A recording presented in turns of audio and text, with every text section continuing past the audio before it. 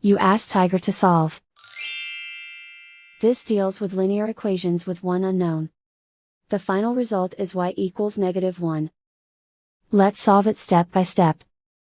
Simplify the expression. Expand the parentheses. Simplify the arithmetic.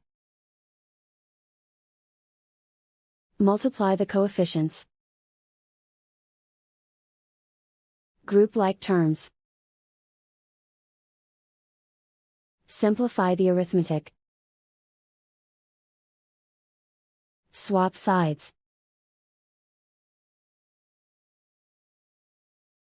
Group all constants on the right side of the equation. Subtract 15 from both sides. Simplify the arithmetic.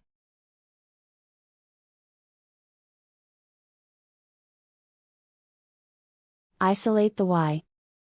Divide both sides by -12.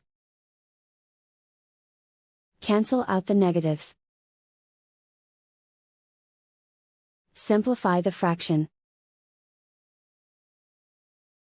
Move the negative sign from the denominator to the numerator. Simplify the fraction.